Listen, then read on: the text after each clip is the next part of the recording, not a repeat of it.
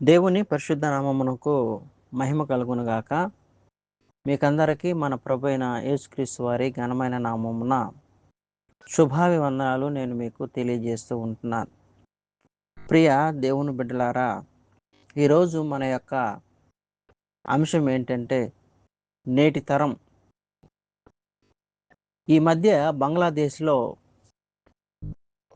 యువత అంతా ప్రభుత్వం మీద తిరగబడింది. ఆ తిరగబడినటువంటి ఆ యువత తమకు తాము ఏమని పేరు పెట్టుకున్నారంటే జెన్ జీ అని పేరు పెట్టుకున్నారు. అంటే జనరేషన్ జీ అని. జనరేషన్ జీ అంటే 1997 అంటే 1997, 2010, 2012 వరకు ఉన్నటువంటి జన్మించినటువంటి పిల్లలు. వాళ్ళు తమకు తాము ఏం పేరు పెట్టుకున్నారంటే జెన్ జీ అని పేరు పెట్టుకున్నారు. అంటే ఈ మధ్య కాలంలో అంటే 95, 97 నుంచి 2000, 2010, 12 వరకు టెక్నాలజీ అనేది బాగా అభివృద్ధి చెందింది. ఈ స్మార్ట్ ఫోన్లు రావడము, అరచేతిలోనే ప్రపంచాన్ని కలిగి ఉండడము, టెక్నాలజీ యొక్క వినియోగం ఎక్కువగా అభివృద్ధి చెందింది. దాన్ని ఉపయోగించుకోవడం కూడా ఎక్కువ జరిగింది. అందుకని వాళ్ళు పెట్టుకున్నటువంటి పేరు ఏంటంటే జెన్ జీ. సరే, వాళ్ళని మనం వదిలేద్దాం. కొంతమంది ప్రభువు నమ్మిన బిడ్డలు, కొంతమంది దైవ సేవకులు కూడా ఒక పేరు పెట్టారు, జెన్ జే అని పేరు పెట్టారు. అంటే జనరేషన్ జీసస్ అని, జీసస్ జనరేషన్ అని. సరే, వాళ్ళని కూడా మనం వదిలేద్దాం. కానీ బైబిల్లో ఒక తరము చెప్పబడి ఉంది. దానికి నేను పెట్టిన పేరు ఏంటంటే జెన్ జీ అని పేరు పెట్టాను. జెన్ జీ అంటే జనరేషన్ గాడ్లెస్, అంటే గాడ్లెస్ జనరేషన్,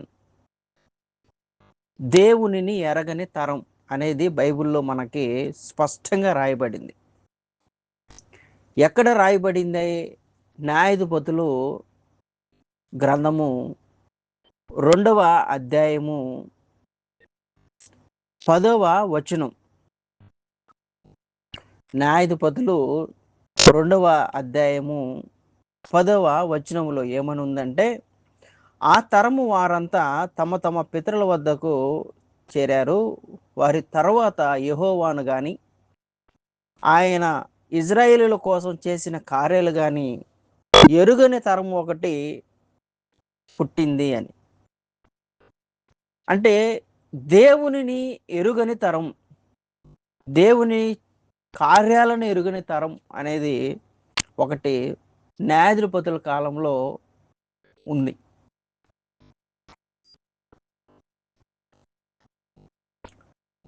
ఈ తరానికి నేను పెట్టిన పేరు ఏంటంటే గాడ్లెస్ జనరేషన్. Godless generation. ఈ గాడ్లెస్ జనరేషన్కి ఒక 4 లక్షణాలు ఉంటాయి.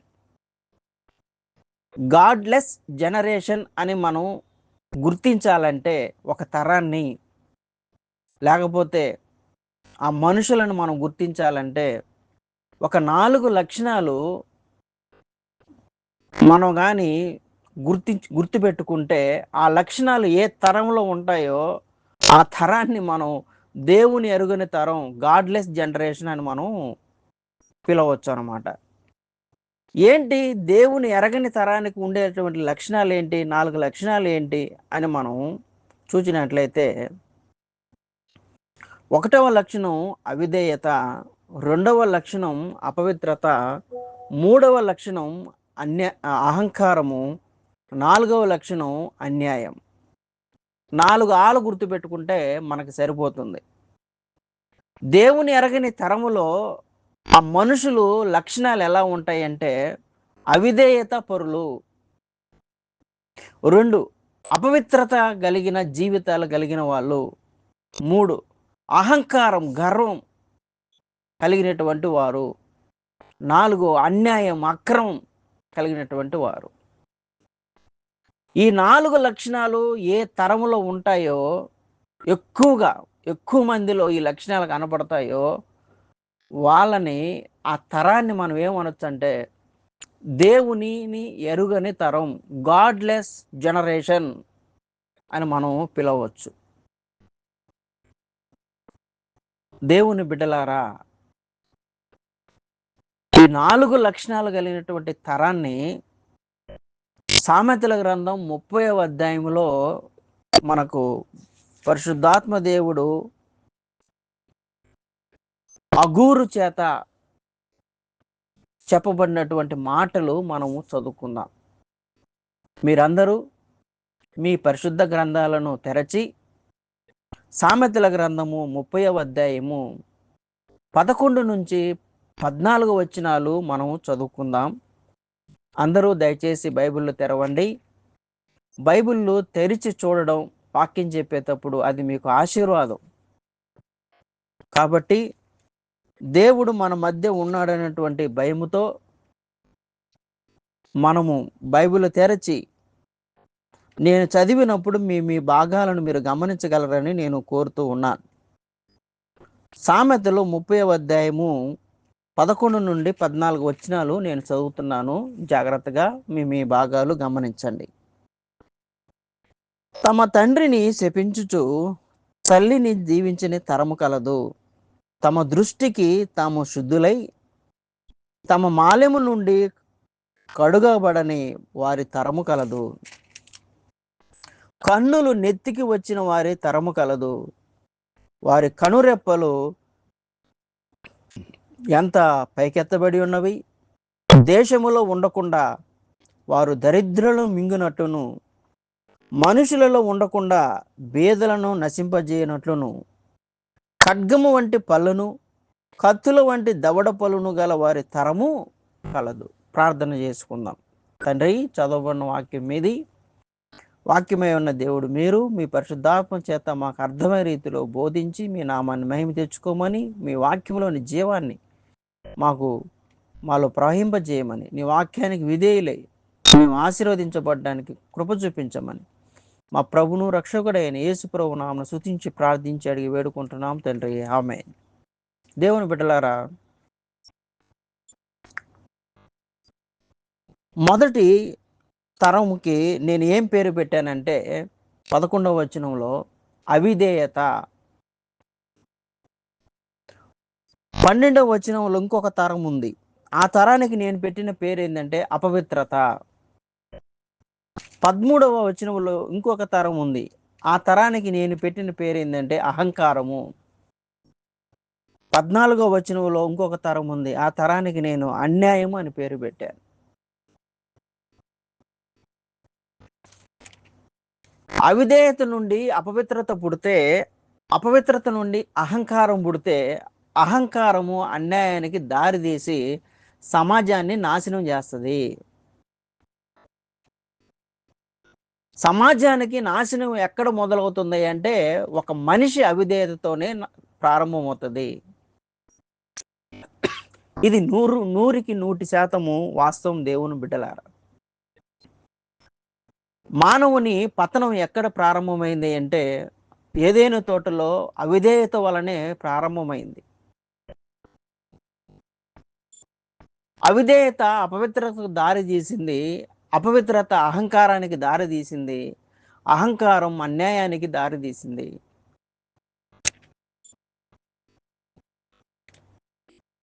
ఈ 4 లక్షణాలు ఏ తరములో, ఏ కాలములో జీవించే మనుషులలో ఎక్కువగా ఉంటుందో ఆ తరాన్ని మనం దేవునిని ఎరగని తరము, గాడ్లెస్ తరము, జన్ జీ అని మనం పిలుచుకోవచ్చు. మొదటి లక్షణం చూద్దాం మనం. సామెతలు 30వ అధ్యాయము 11వ వచనం.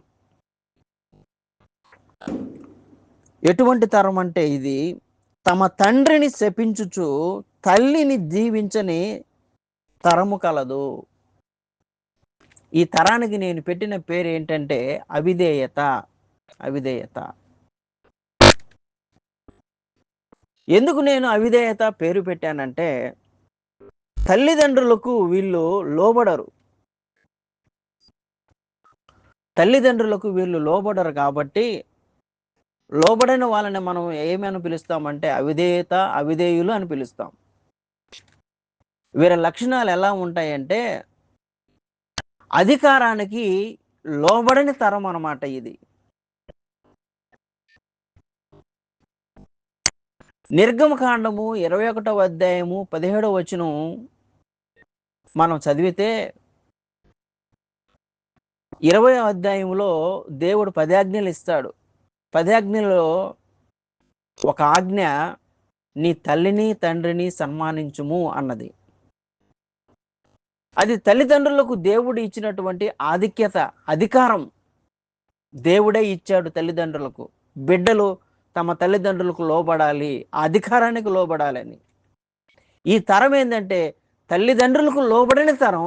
అందుకే నేను అవిధేయత ఆ తరంలో ఎక్కువ ఉంటుంది అని పెట్టాను. అవిధేయత అంటే అధికారానికి లోబడిన తరం. అధికారానికి లోబడరు వీళ్ళు. అధికారానికి లోబడకపోతే దేవుని అధికారానికే వీళ్ళు, దేవుడు శాసనం మీదనే వీళ్ళు తిరుగుబాటు చేసే వాళ్ళగా మనకు కనబడతా ఉన్నారు.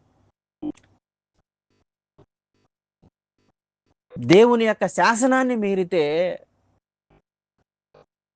21:17 నిర్గమకాండంలో తల్లిదండ్రులను సన్మానించకపోతే వాళ్ళకి మరణశిక్ష విధించాలని ధర్మశాస్త్రం చెప్తా ఉంది దేవుని బిడ్డలారా. సామెతల గ్రంథం 20వ అధ్యాయం 20వ వచనం మనం చూస్తే,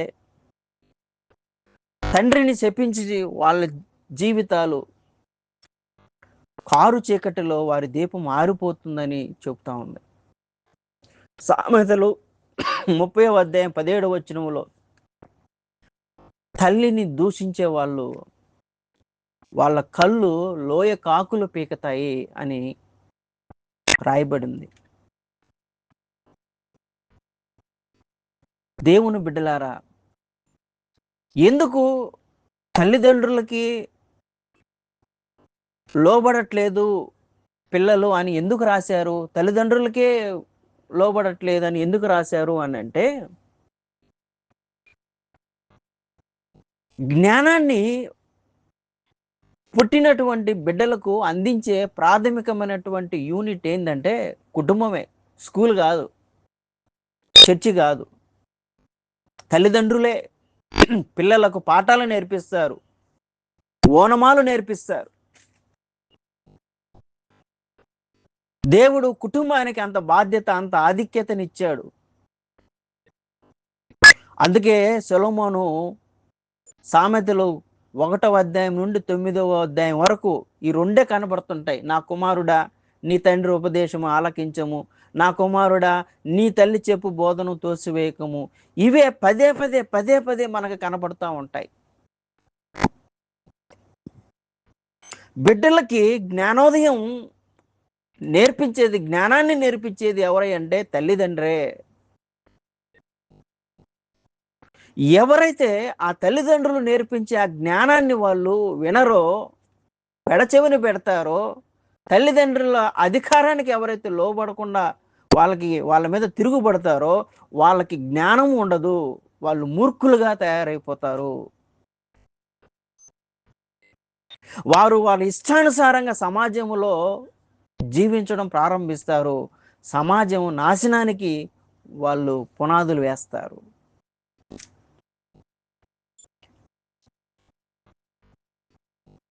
దేవుని వాక్యాన్ని మీరుతారు, తల్లిదండ్రుల మాటను మీరుతారు, చదువు చెప్పే గురువు మాట మీరుతారు, పాస్టర్ మాట మీరుతారు, పెద్దల మాట మీరుతారు. చిన్న పెద్ద గురువు దైవం అన్నటువంటి ఈ సూత్రాలు ఏమి ఆ తరానికి ఉండవు. ఎవరిని కూడా లెక్కలో వేసుకోరు వీళ్ళు. ఎంత ఘోరమైనటువంటి సమాజము వారి వల్ల తయారవుతుందో చెప్పన అవసరం లేదు దేవుని బిడ్డ. అధికారానికి మేము ససేమిరా మేము లోబడం, మేము లోబడం.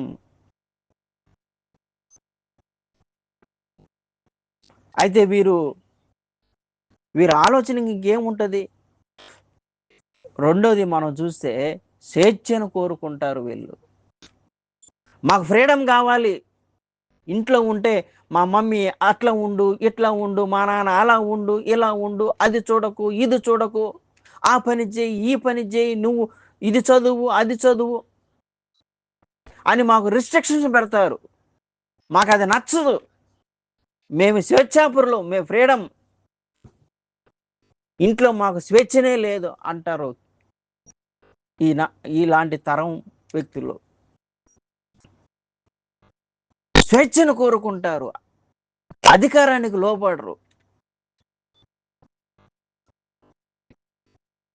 రోమిలకు రాసిన పత్రిక 3వ అధ్యాయము 11 నుండి 18 వచనాలు మనం చదివితే, నీతిమంతుడు లేడు, ఒక్కడు కూడా లేడు, గ్రహించువాడెవడు లేడు, దేవుణ్ణి వెదకేవాడు లేడు, అందరూ దారి తప్పిపోయి అందరూ ఏకముగా పనికిమాలిన వారయ్యారు, మంచి జరిగించేవాడు లేడు, ఒక్కడు కూడా లేడు, వారి దృష్టికి దేవుని భయం అంటే లేదు, వారి ఎదుట దేవుని భయం లేదు. దేవుని భయం లేదు, తల్లిదండ్రుల భయం లేదు, పెద్దల భయం లేదు, అంతా వారిష్టం. ఇలాంటి తరాన్ని ఏమంటారంటే దేవునిని ఎరగని తరం, గాడ్లెస్ జనరేషన్ అంటారు, జన్జీ అంటారు. స్వేచ్ఛను కోరుకోవడం, ఒక బాధ్యత కలిగి జీవించే తత్వం ఈ తరానికి ఉండదు. ఒక అధికారానికి లోబడి జీవించే తత్వం ఉండదు వీళ్ళకి. ఒకరికి లోబడాలంటే ఎంత కష్టమో ఎంత ఇబ్బందో దేవుని బిడ్డలారా. యెషయా గ్రంథం 53వ అధ్యాయం 6వ వచనం మనం చదివితే, మనమందరం గొర్రెల్లాగా దారి తప్పాము, మనలో ప్రతివాడు తనకిష్టమైన దారికి తొలగిపోయినాడు. చూసారా? ఈ తరం అంట ప్రతివాడు తనకిష్టమైనటువంటి దారికి తొలగిపోతాడు. ఒక్కరు వినరు, దేవుని మాట వినరు, అమ్మా నాన్న మాట వినరు, పెద్దలు చెప్పిన మాట అసలే వినరు. ప్రభుత్వాల మీద తిరగబడేవాళ్ళు, అధికారుల మీద తిరగబడేవాళ్ళు, నువ్వేంటి నాకు చెప్పేది అనేవాళ్ళు.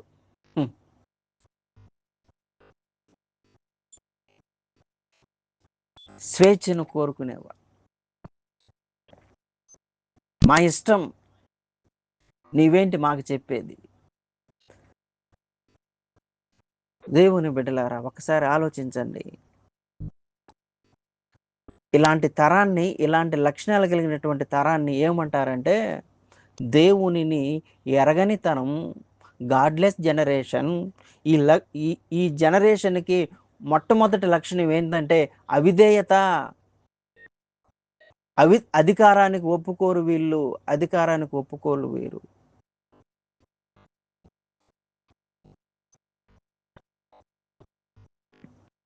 రెండవది, ఈ తరానికి, దేవునిని ఎరగని తరానికి ఉన్నటువంటి రెండవ లక్షణం ఏంటంటే అపవిత్రత.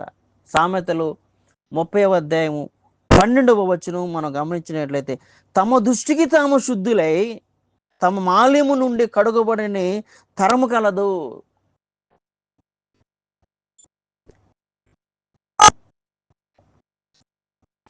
ఒక వ్యక్తి అధికారానికి లోబడకపోతే, దేవునికి భయపడకపోతే, దేవుని మాటను వినకపోతే, పెద్దలను గౌరవించి వాళ్ళ మాటను వినకపోతే, స్వేచ్ఛగా అతను ఉండాలనుకుంటే అతను నెక్స్ట్ అతని అడుగు, అతని ప్రవర్తన ఏ విధంగా ఉంటుందంటే, నేను రైట్ రా,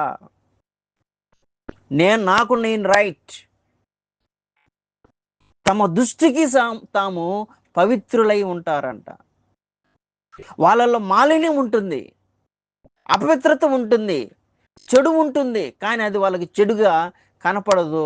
దాన్ని వదిలించుకునే తత్వం వాళ్ళల్లో ఉండదు. ఎంత ఘోరమైనటువంటి పరిస్థితితో దేవుని బిడ్డలారా. వీళ్ళు ఎలా ఉంటారంటే, ఈ తరం వాళ్ళు ఎలా ఉంటారంటే, దేనిని పాపంగా చూడరు. దేనిని పాపంగా చూడరు. ఎందుకంటే తమ దృష్టికి తాము మంచోళ్ళు. దేనిని పాపంగా చూడరు. నేను 2002లో నా యొక్క ప్రొఫెషనల్ కోర్సులో నేను జాయిన్ అయ్యాను. మా క్లాస్‌లో 40 మంది ఉంటే, 40 మందిలో ఒక ముగ్గురు లేదా నలుగురు మద్యం తాగేవాళ్ళు.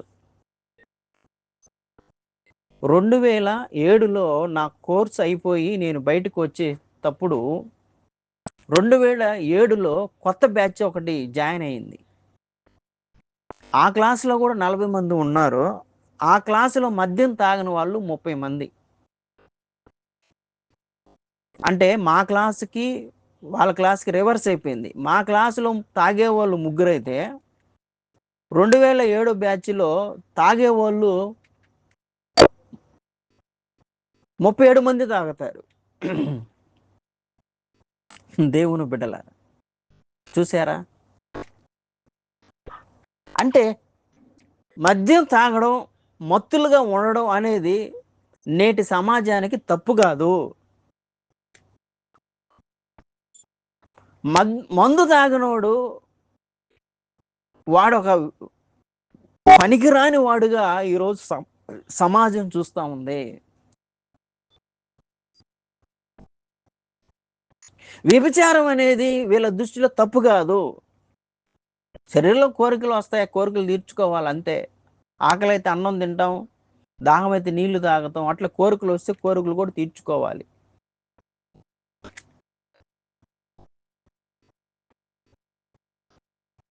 ఈ విధంగా దొంగతనం చేయడం తప్పు కాదు. అన్యాయం చేయడం తప్పు కాదు.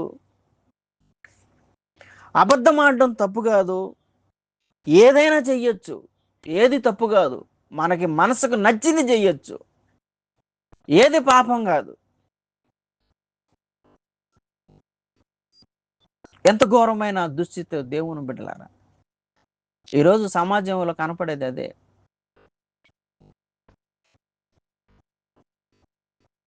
అంత మాత్రం కాదు, వీరికి ఇంకొక లక్షణం ఉంది. ఏంటంటే మంచిని చెడుగా, చెడును మంచిగా భావిస్తారు. యెషయా గ్రంథము 5వ అధ్యాయము 20, 20వ వచనాన్ని మనం చదివితే ప్రవక్త ఆనాటి ప్రజల గురించి చెబుతూ వాళ్ళకు ఒక హెచ్చరిక చేస్తాడు.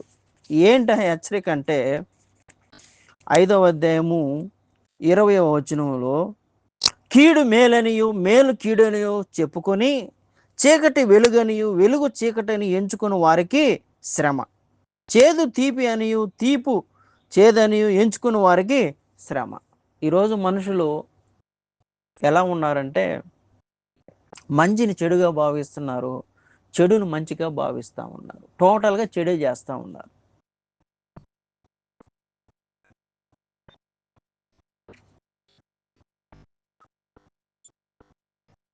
పాపపు పనులు చేస్తా ఉండారు. అది పాపము, అది చెడు అని అనుకోవట్లేదు. అంటే వారి మనస్సాక్షి ఎంత భయంకరంగా కఠినమైపోయిందో దేవుని బిడ్డలారా, ఒకసారి ఆలోచించండి. ఒకసారి ఆలోచించండి. ఈవెన్ దేవుని బిడ్డలని చెప్పుకుంటూ ప్రభు బల్లలో పాలు పంపులు పొందుకుంటున్న వారు కూడా, ఒరేయ్! వీరు ఇన్ని లోపాలు పెట్టుకొని, ఇన్ని బలహీనతలు పెట్టుకొని, ఇంత ధైర్యంగా ప్రభు బల్లలో వీళ్ళు ఎలా పాలు పంపులు పొందుకుంటున్నార్రా?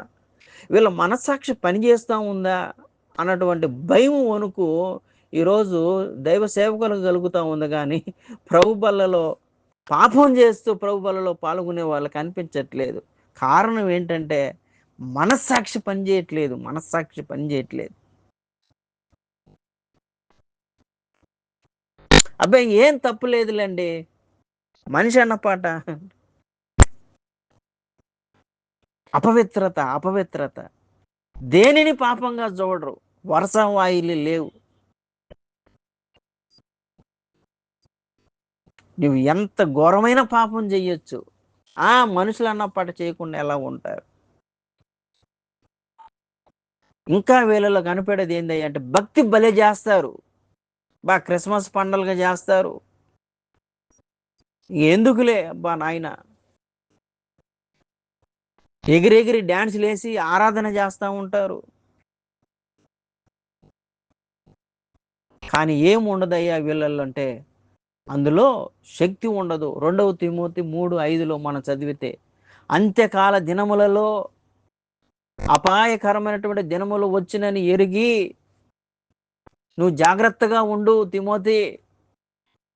ఈ అంత్యకాలంలో ఈ తరాలు ఎలా ఉంటాయి అంటే పైకి భక్తి గలవారే ఉంటారు కానీ శక్తి వాళ్ళల్లో ఉండదు. వాళ్ళు ఏ మాత్రం మార్పు ఉండదు. చర్చికి వస్తారు, బైబిల్ చదువుతారు, ప్రార్థనలు చేస్తారు, ఇవన్నీ చేస్తారు, కానీ జీవితంలో మార్పులు ఉండవు అని ఆనాడే పౌలు తిమోతిని హెచ్చరించాడు. వారు చేసిందంతా రైట్ అనుకుంటారు, సమర్థించుకుంటారు. అన్యాయం చేసి, అక్రమం చేసి, పాప పనులు చేసి నేను చేసింది రైట్, ఇందులో నా తప్పేమి లేదు, చెయ్యొచ్చు నేను అని సమర్థించుకుంటా ఉంటారంట. ఏనాడు కూడా వీళ్ళ జీవితాల్ని దేవుని ముందు కానీ వాళ్ళు కానీ పరీక్షించుకోరు అనమాట. తమ తప్పులను తెలుసుకొనరు, వాటిని ఒప్పుకోరు. పశ్చాత్తాపం లేని తరం ఈ తరం. వేషధారణతో కూడినటువంటి తరం ఈ తరానికి పేరు పెట్టుకోవచ్చు. అపవిత్రత. ఈరోజు యవన బిడ్డలను చూస్తే వాళ్ళ చేతిలో సెల్ ఫోన్ ఉంటుంది. ఏమి చూస్తున్నారో అశ్లీలమైన అన్ని చూస్తూ తప్పు లేదు, తప్పు లేదు, అది పాపం కాదు. ఎంత పాపానికైనా ఈరోజు యవన బిడ్డలు ఒడిగడతా ఉన్నారు అంటే కారణం అపవిత్రత. అపవిత్రత ఇట్లాంటి లక్షణాలు కలిగినటువంటి తరాన్ని ఏమంటారంటే దేవునిని ఎరగని తరం, గాడ్లెస్ జనరేషన్. గాడ్లెస్ జనరేషన్కి ఒకటవ లక్షణం అవిధేయత. ఎవ్వరి మాట వినరు, దేవుడు మాట వినరు, అమ్మ మాట వినరు, నాన్న మాట వినరు, పెద్దల మాట వినరు. స్వేచ్ఛగా బతకాలనుకుంటారు. ఇంటి నుంచి వెళ్ళిపోయి ఫ్రీగా బతకాలనుకుంటారు వీళ్ళు. రెండవది, వీళ్ళ బ్రతుకులు అపవిత్రమైన బ్రతుకులు. ఎంత నీచమైనటువంటి అపవిత్రమైనటువంటి కార్యాలు చేసేస్తూ ఉంటారు. మలినముతో నింపబడినటువంటి జీవితాలు వీళ్ళవి. చూపులు, ఆలోచనలు, కార్యాలు అన్ని అపవిత్రములే.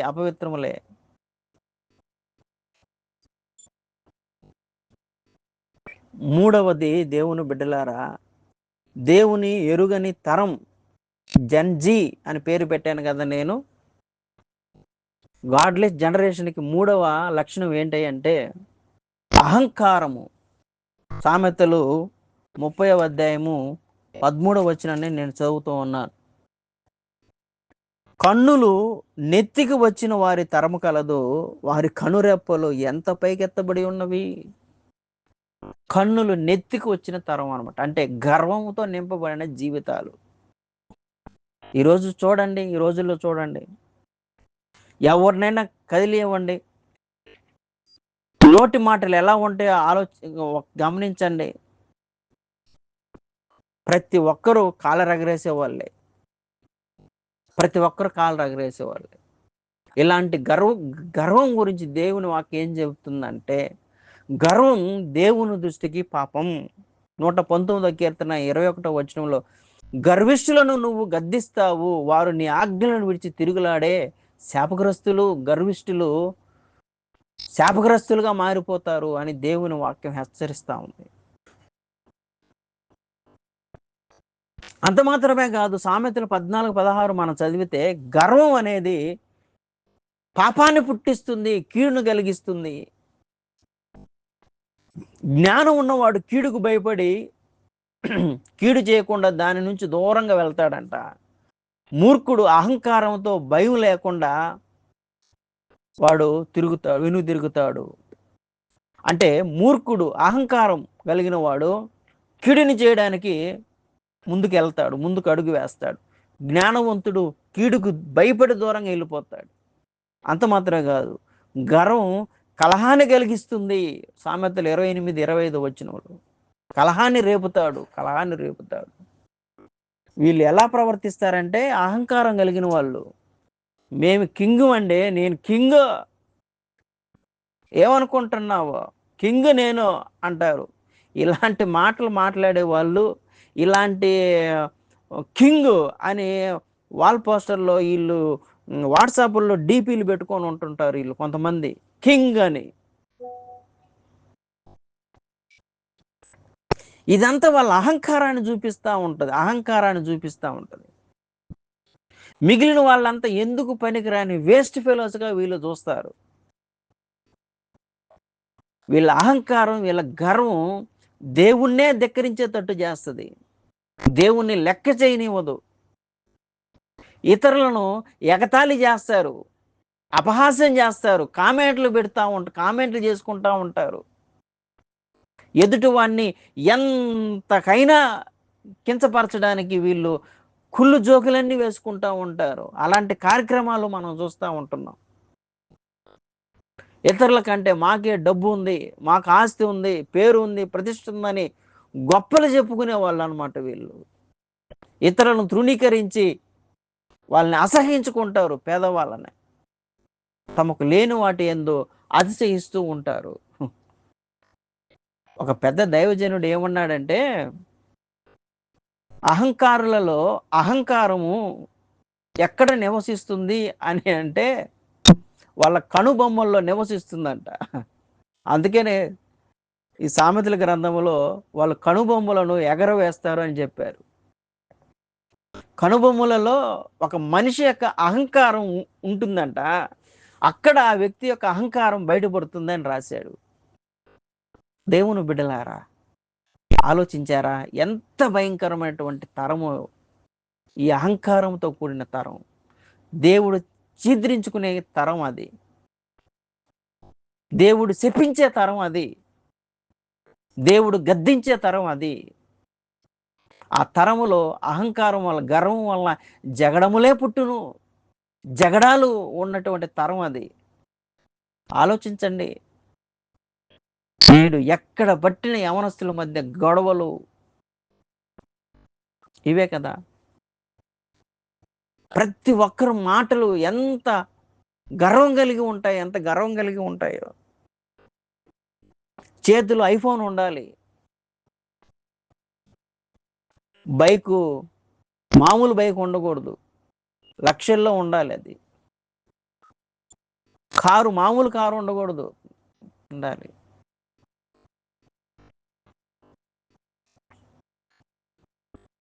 అంత వెల ఎక్కువ కలిగింది. పోనీ నువ్వు ఆ వెలకు తగినట్టు నువ్వు సంపాదన ఉందంటే, సంపాదన చిల్లు గవ్వ లేదు. అమ్మ నాన్న సంపాదించి పెడితే దాన్ని జలసాలు చేసేటువంటి తరాలు. దేవుని బిడ్డలారా, మూడవది అహంకారం. దేవుని ఎరుగని తరం.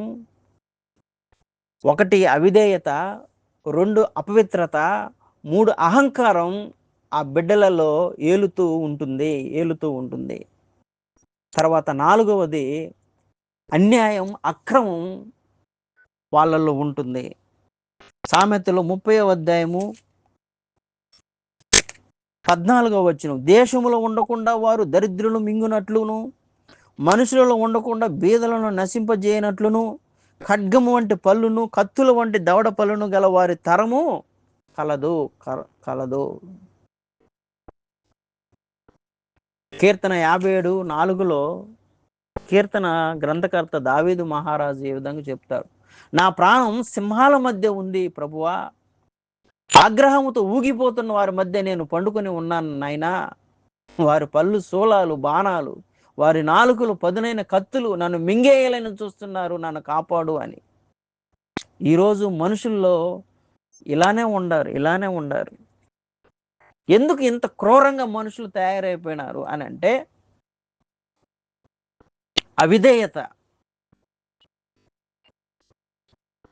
నా ఇష్టం అది ఎక్కడికి తీసుకెళ్ళిందంటే అపవిత్రతకు తీసుకెళ్ళింది.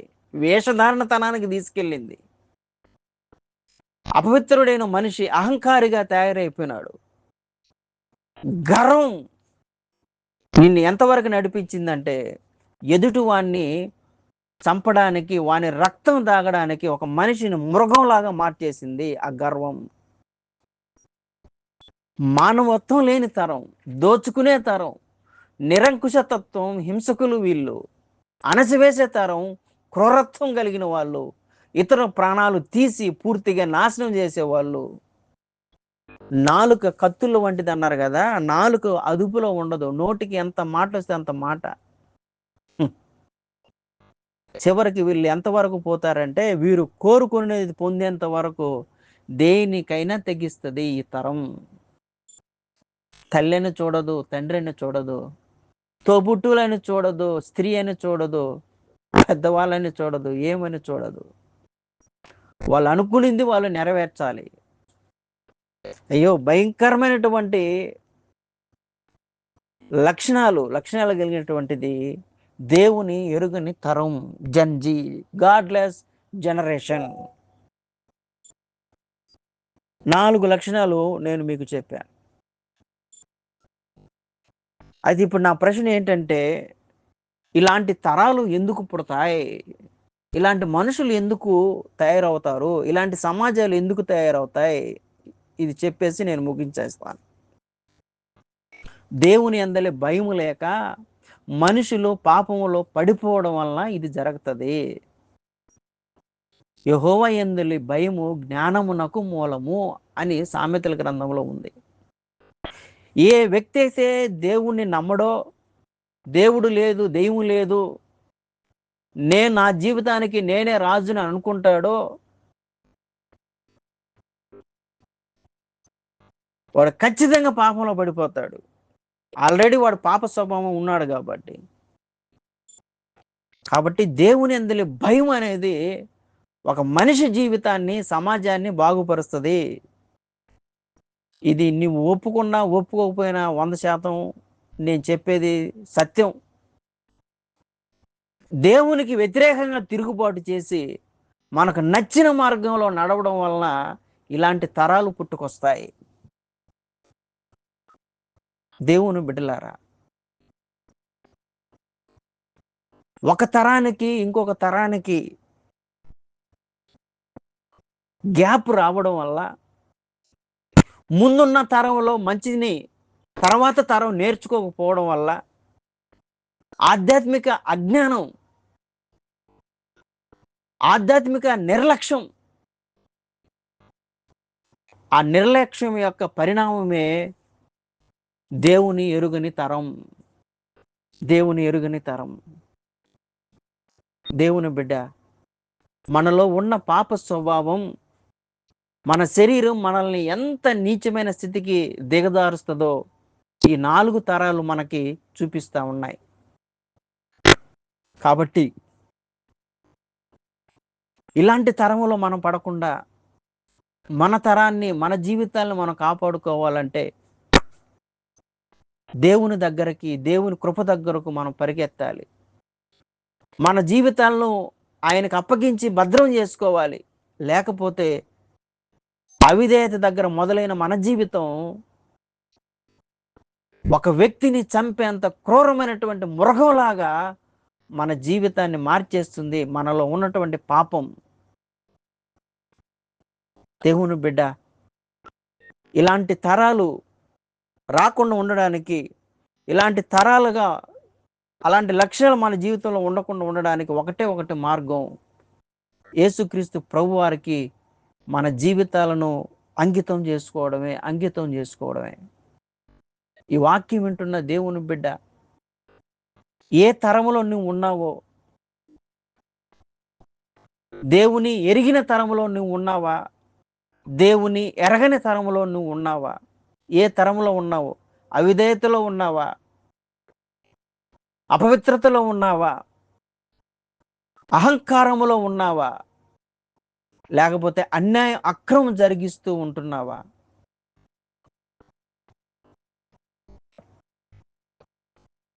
యేసుక్రీస్తు ప్రభువారు త్వరగా రాబోతూ ఉన్నాడు.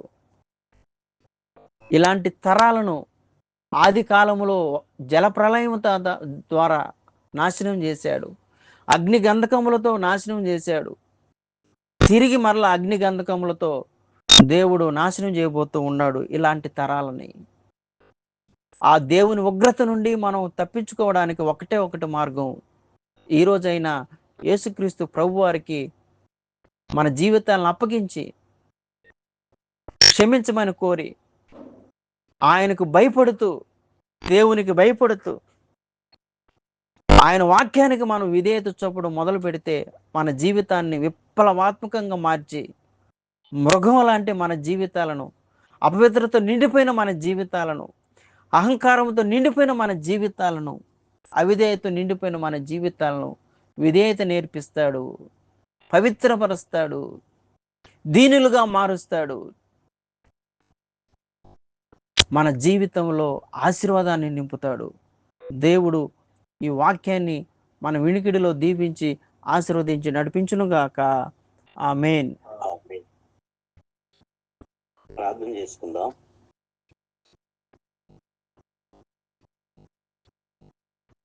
విన్న నిత్య జీవపు మాటలు, ఎంతో విలువైనటువంటి మాటలు మనం విన్నాం.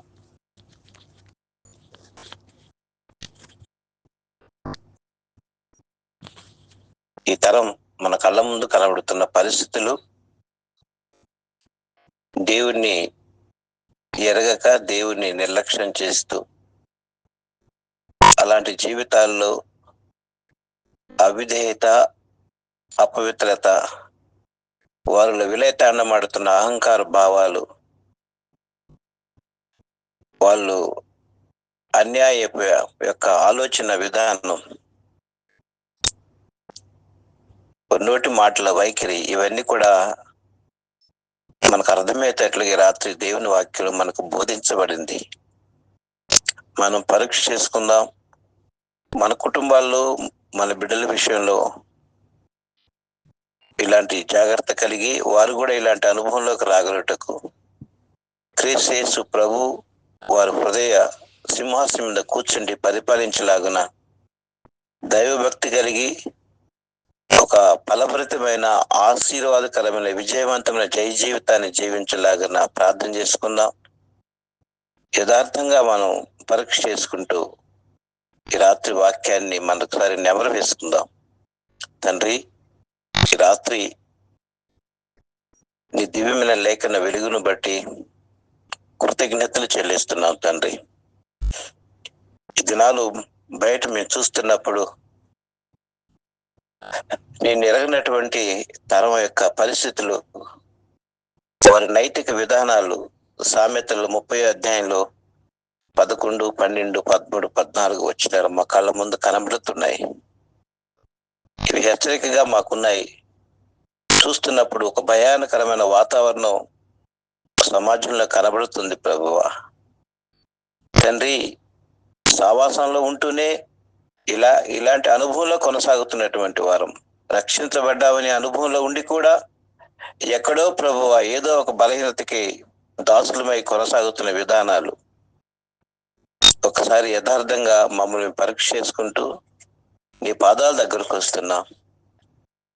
విన్న నిత్య జీవ మాటలు మరొకసారి నెమరు వేసుకుంటూ ప్రభువా నీ వాక్య పెరుగులో మా జీవితాలు పరీక్షించుకొని నీడల భయభక్తులు కలిగిన ఆయన మా యొక్క వ్యక్తిగత జీవితానికి, కుటుంబ జీవితానికి, సమాజానికి ఒక ఆశీర్వాదకరమైన పాత్రగా ఉపయోగించుటకు క్రీస్తు యేసు ప్రభువును, దేవుని వాక్యము అనే జ్యోతిని చేతబట్టుకొని ప్రకాశించే అనుభవంలో స్థిరపరచమని, లేఖన వెలుగునకు మంతరంగాల్లో నీరు కట్టి ఫలింప చేయమని, చక్కటి పాటలు పాడి మహింపరిచిన బిడ్డలు వాక్యాన్ని పంచుకుని నీ ప్రియ కుమారుని కుటుంబాన్ని దీవించి బిడ్డలందరినీ ఆశీర్వదించమని, శ్రద్ధగా భయభక్తులుగా విని విధేయత చూపించిన బిడ్డలకు వారి జీవితాలు గొప్ప ఫలితాలు పొంది మేలు పొందుటకు సహాయం చేయమని అలాగే తండ్రి రికార్డ్ చేసి పెట్టబోతున్న ఈ వాక్యం అనేక మంది జీవితాల్లో ఒక నూతన కార్యానికి పునాది కాగలుటకు, తద్వారా మీ దివ్యనామానికి మహిమ తెచ్చుకోమని మీ దయగల హస్తాలకు అప్పగించుకుంటూ యేసుక్రీస్తు ప్రభులు వారి నమ్మకమైన పరిశుద్ధ నామమున ప్రార్థించి వేడుకొనుచున్నాం తండ్రి, ఆమేన్. తండ్రి అయిన దేవుని యొక్క ప్రేమ, ప్రభు అయిన యేసుక్రీస్తు యొక్క కృప, పరిశుద్ధాత్మ యొక్క అన్యోన్య సావాసము, సన్నిధి, సమాధానము, కృపాక్షేమ దీవెనలు చేరువున నీ ప్రియబిడలకు, సావస కుటుంబాలకు నిత్యము సదాకాలము తోడే ఉండి నడిపించుగాక, ఆమేన్. ప్రభునామములో మీకు అందరికీ నా హృదయపూర్వకమైన వందనాలు.